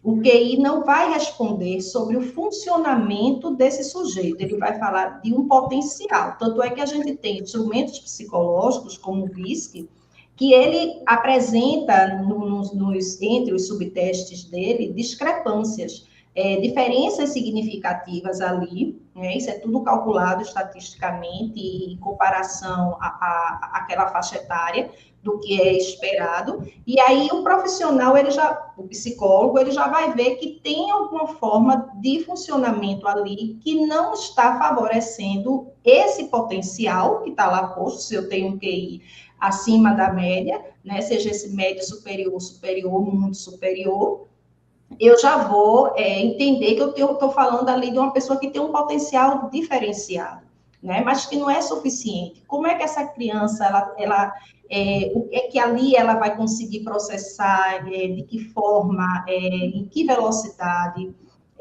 o que é que mais ela absorve de informação, de que forma? Informações visuais, informações mais verbais, né? Não verbal ou verbal, enfim, são informações importantes que o laudo vai trazer e que tem a ver com a questão da dupla excepcionalidade, né? A pessoa com as altas habilidades, superdotação sem dupla excepcionalidade, ela vai estar ali, digamos que, mais uniforme. Não é que exista isso, mas não vai ter tantas discrepâncias, né? E não vai ter prejuízos que vão interferir na expressão desse potencial. Então, a diferenciação curricular, ela vai ser para esses dois públicos. Agora, o que eu tenho que ter atenção é sobre a forma de funcionamento de cada um, especialmente se for um caso de dupla excepcionalidade, né? No sentido de como esse sujeito, ele vai processar essas informações. Por isso que eu defendo que muitos estudos, quando falam da intervenção pedagógica para dupla excepcionalidade, eles sempre trazem um pacote assim, complementação e suplementação. Mas nem todos os estudantes com dupla excepcionalidade vão precisar da complementação, né? Então, ele pode ter ali, naquele momento, só a suplementação, mas também há casos que, naquele momento, está precisando só da complementação. E aí, a diferenciação curricular vai ser da mesma forma, né? Eu vou poder ver se aquele estudante, a partir dos interesses e da facilidade dele de processar as informações, o que é que ele ali responde melhor. Como ele responde melhor. Porque, veja, ele pode ser muito bom de ter elevadíssima questão da memória não verbal, ou verbal, por exemplo, mas ele pode ter uma rigidez significativa do pensamento, isso é muito comum em crianças com autismo, né? Algumas crianças com TDAH vão ter dificuldade nessa flexibilidade também, não de forma tão significativa como no autismo, mas eles vão apresentar.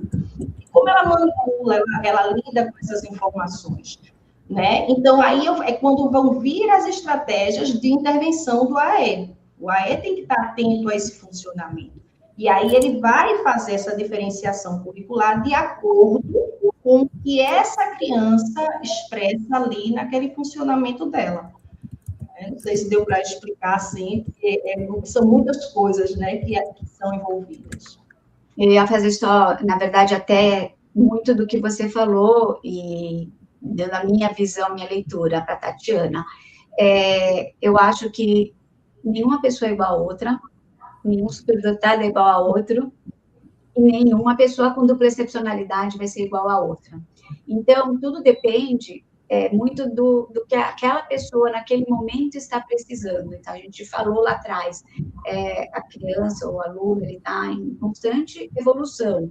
E aí, o PEI está aí para ver, naquele momento, o que aquele aluno está precisando de estimular no seu potencial e o que ele está precisando trabalhar nas suas áreas de fraquezas. Então, eu acho que a diferenciação curricular, ela não é só para altas habilidades, ela é para os dois. A questão é saber o que aquele aluno está precisando naquele momento, como a Tiane falou, pode ser complementação, suplementação, pode ser só suplementação, ou, naquele momento, ele está precisando de complementação.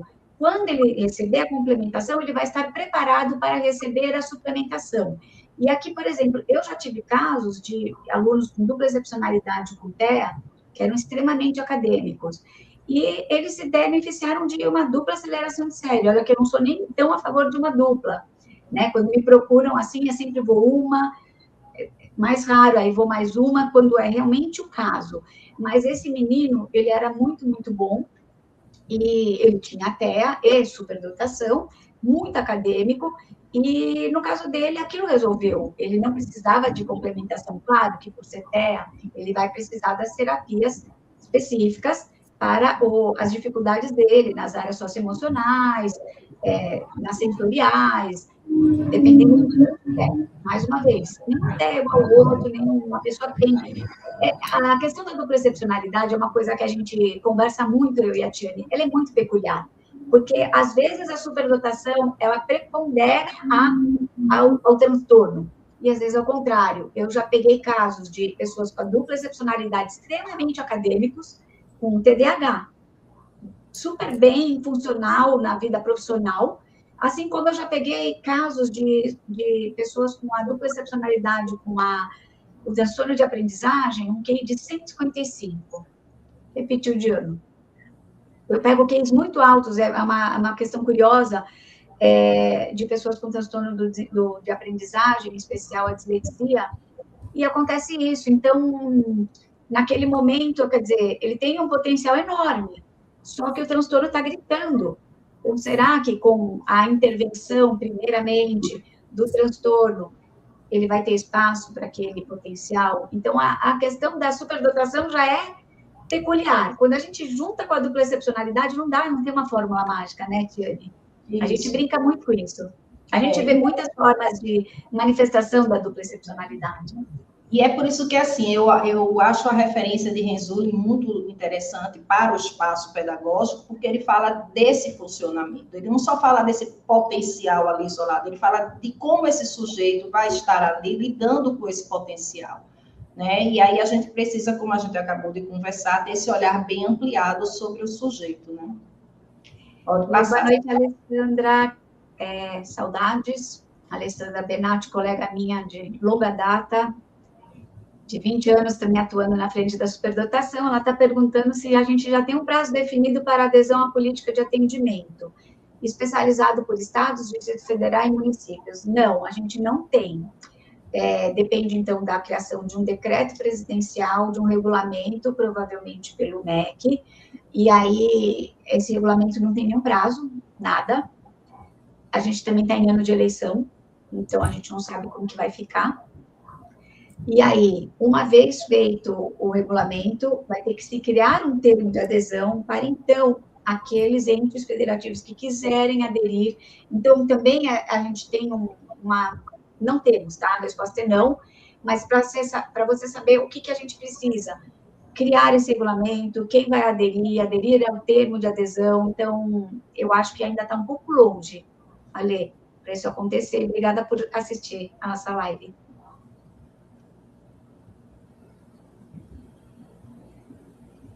Vai ler, Cecinha?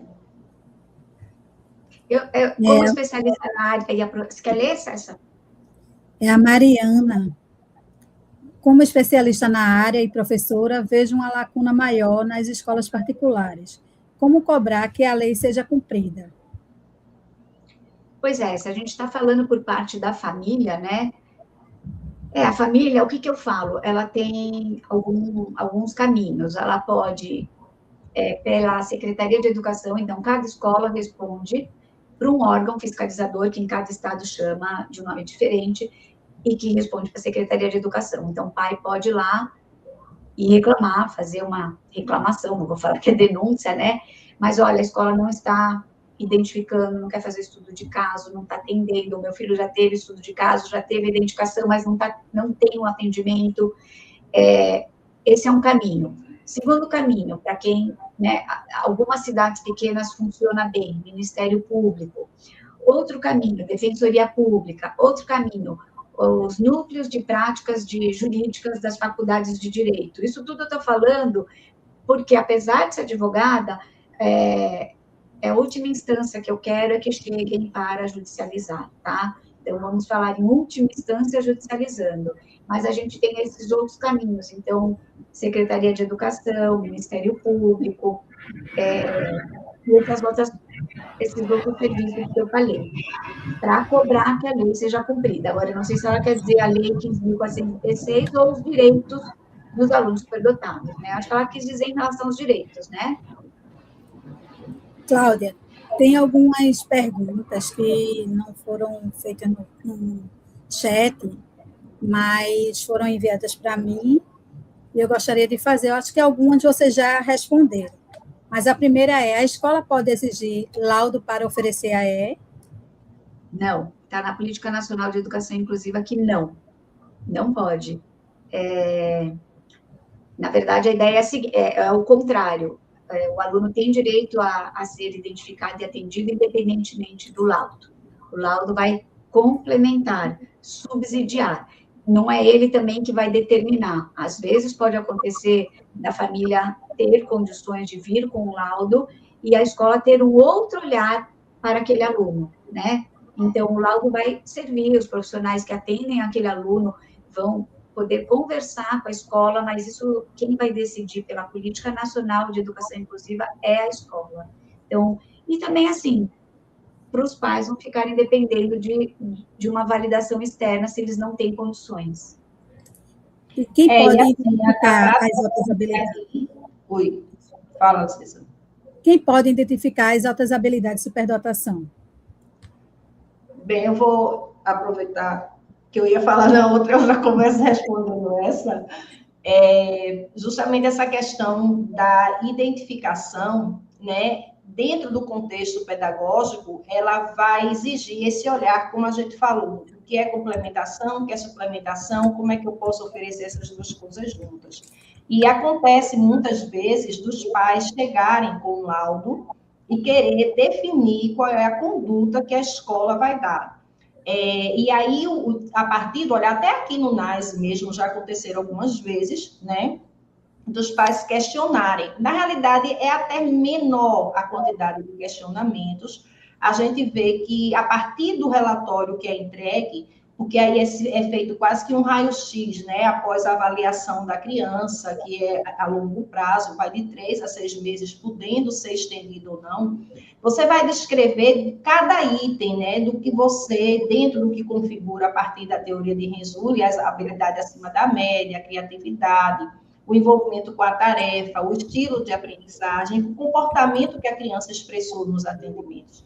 E muitas vezes, quando você faz esse documento, ele bem contextualizado e fundamentado, ao final, os pais acabam dizendo assim, é isso mesmo, meu filho, é isso mesmo. Né? É como se eles vissem a descrição qualitativa de funcionamento do filho ali, e muitas vezes eles entendem que não é o caso agora, naquele momento, para a suplementação, ou é o caso das duas coisas em conjunto, né? Ou mesmo que ele vai ficar ali só em suplementação. Então, a identificação pode ser feita pela escola, sim, ela pode ou não demandar de uma complementação, de uma avaliação neuropsicológica.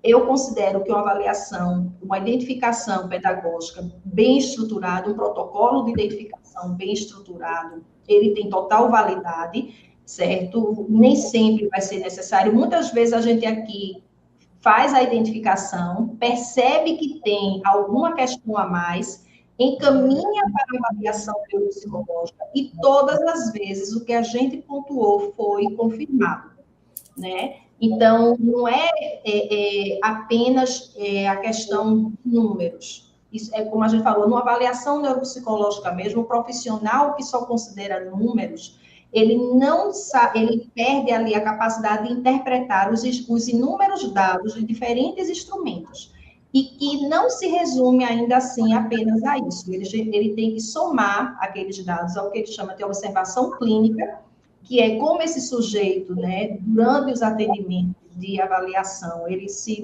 comportou, como é que ele se revelou ali diante dos desafios, das estratégias que ele usou, como também todo o histórico da criança, que a gente levanta da anamnese. Então, a escola ela vai lidar com tudo isso também no processo de identificação, só não vai ter os números, né? A objetividade dos instrumentos psicológicos. Agora, é claro que tem cada área tem um seu limite. Então, o campo da educação, a identificação pedagógica, ela vai ter um limite, como o campo da saúde, a avaliação neuropsicológica, ela vai ter um outro limite, né? Elas precisam estar dialogando, elas precisam somar. Mas se uma criança que teve a identificação bem feita na escola, ela ela tem a questão do alto para identificar altas habilidades. Agora, ela vai precisar, sim, disso se eu levantar uma hipótese de dupla excepcionalidade. Eu já não vou avançar no campo da saúde. Do mesmo jeito que a saúde não deve avançar no campo da psicologia educacional e da educação como um todo. Né? É importante hoje a gente está perdendo um pouco essas referências e acaba que está dando muita confusão por aí. E virou comércio, né? Agora, até um dia desse a gente estava rindo, né, Cláudia? Porque o povo agora é psiquiatra dizendo que é especialista em superdotação, né?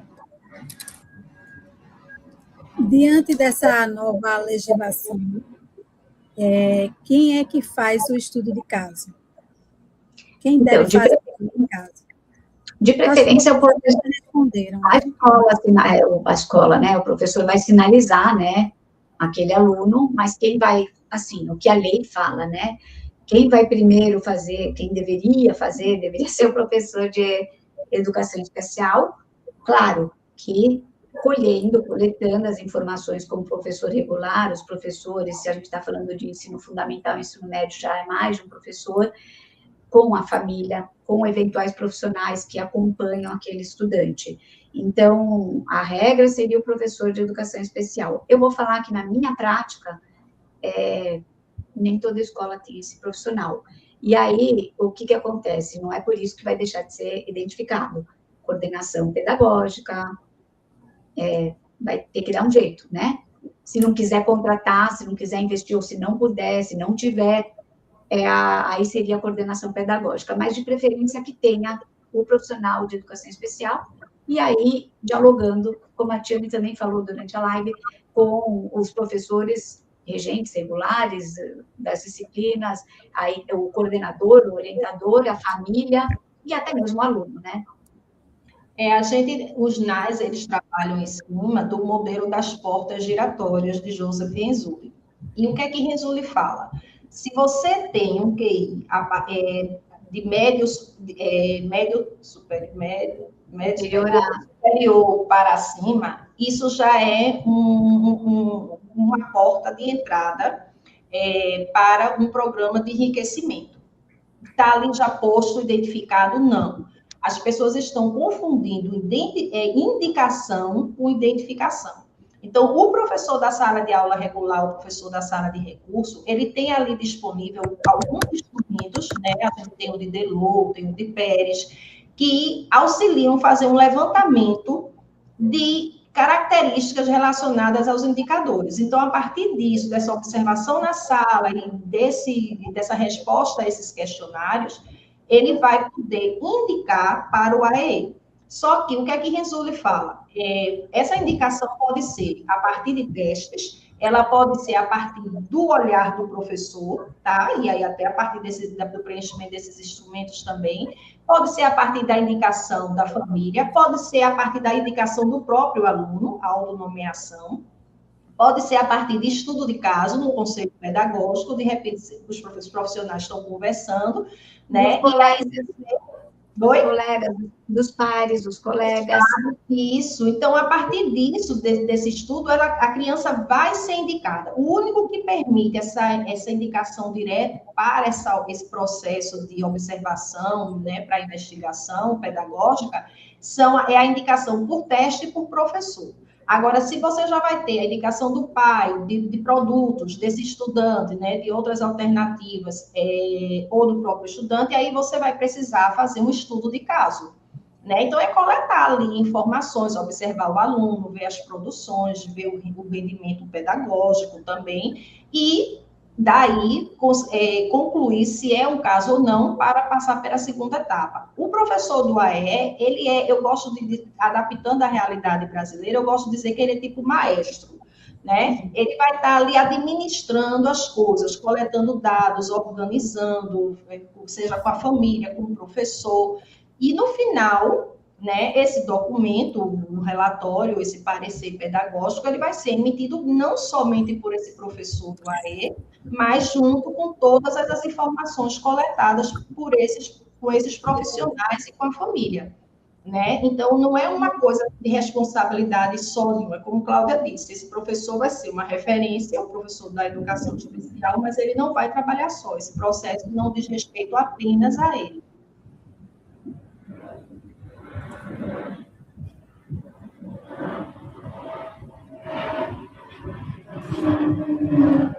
Que bom. Depois dessa conversa, né, tão rica, posso dizer que o tempo passou e nós nem percebemos. Né? A gente tinha um tempo estipulado e acabou que passou desse tempo e a gente nem percebeu. Eu ficaria aqui ainda mais 1 hora, né, conversando, eu teria papo para isso. Mas, de antemão, eu venho agradecer mais uma vez a Tiane Araújo e a Cláudia Hakim, né, pela live, pela conversa maravilhosa. Parabéns também a toda a equipe do NAS Recife, né, porque Tiane falando, e eu lembro dos casos, né, assim, eu fiz parte dessa equipe, e eu sei de todo... Você ainda faz parte da equipe. Faço parte, acompanho, dou todo suporte, e vejo que o trabalho desenvolvido por essa equipe, né, todo compromisso com os estudantes com altas habilidades de superdotação, com os estudantes que são identificados e também com os que não são, né? Tem estudante que a gente vai dizer que ele, né, vai seguir, vai ficar na escola, tipo a escola privada, a gente faz o NAS, faz a identificação e é encaminhado, e tem muitos que a gente fica de coração partido, né?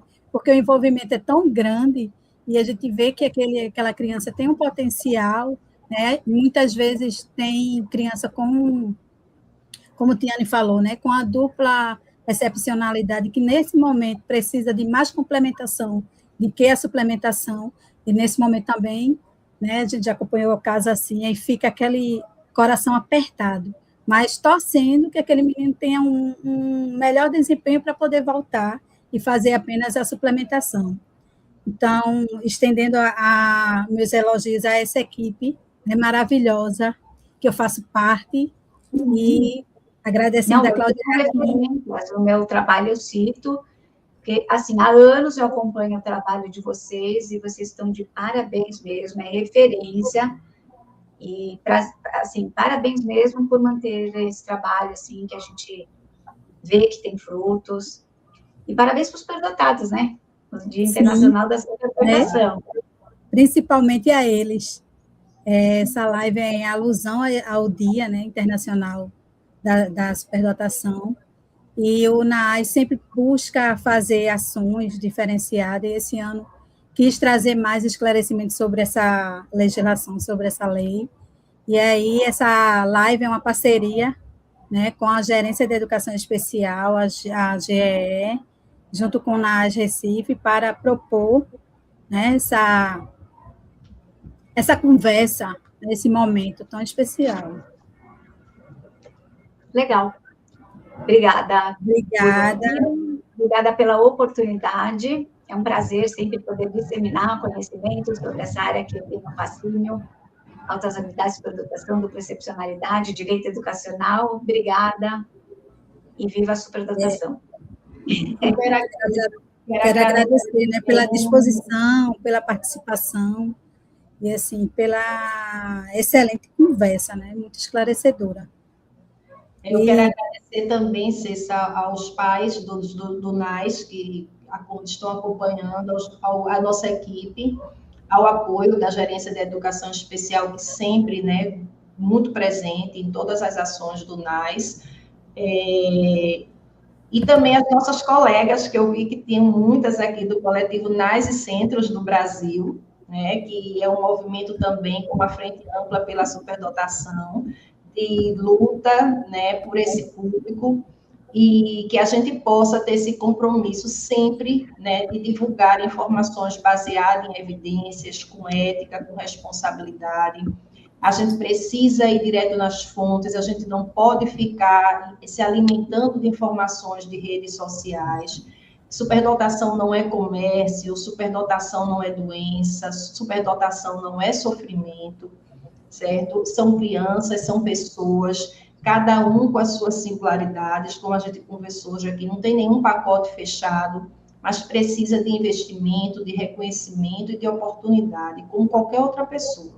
Então, muito obrigada a todos, aos pais do NAAS, tem um link aí da frequência, mas quem quiser, por favor, registre, né, a sua presença aqui hoje, que é muito importante, porque a gente, da área da educação, a gente, por mais que a gente se dedique, sempre tem que mostrar, né? É como dizer assim, que trabalhou, que trabalha, e os NAAS, infelizmente, são muito acusados de que não fazem nada, de que não contribuem para nada, e o registro da presença de vocês, da participação de vocês em atividades como essa, mostram o quanto todos os programas NAAS do Brasil, né, que hoje eu vi várias ações, estão nessa luta constante, solitária muitas vezes, e constante. Então, muito obrigada mesmo a presença de todos, e obrigada aí, Cecinha, pelo apoio. Eu quero agradecer a Maria Luz também, que ficou aqui, né, ajudando.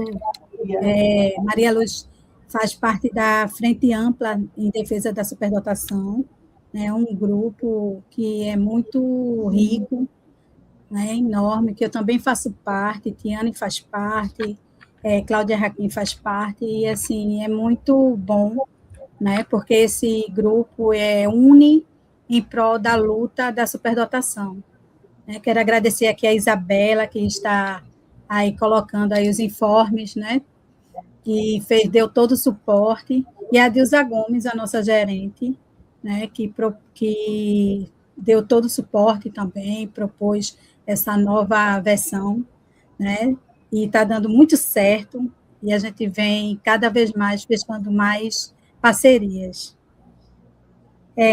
Isabela está aqui compartilhando conosco um card com os informes sobre o NAS, sobre os nossos serviços, e desses serviços que são oferecidos pelo NAS Recife, são as unidades de atendimento, né? O NAS Recife oferece atendimento ao estudante em avaliação e em suplementação. Essa unidade é a unidade de atendimento ao aluno, a unidade de atendimento à família, que é a UAF, né, que é disponibilizado para os pais e responsáveis de estudantes que estão matriculados no NAS, né, realiza essa conversa com os pais, orientações, né, em momentos que são necessários, em que as famílias precisam.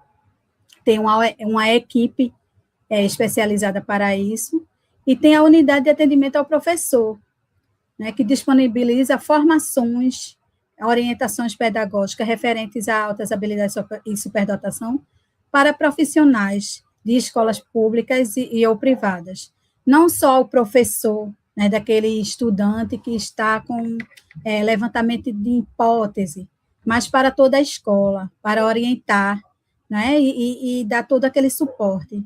E para ter esse serviço, o que é que precisamos? Precisamos que as escolas busquem, né, os pais busquem as escolas para poder ter esse suporte. Então, se o professor já observa esse estudante, mas tem toda a dificuldade, né, de como lidar, de como oferecer aquele serviço, a unidade de atendimento ao professor, ela está disponível não só para os profissionais da rede pública, mas também os profissionais da rede privada.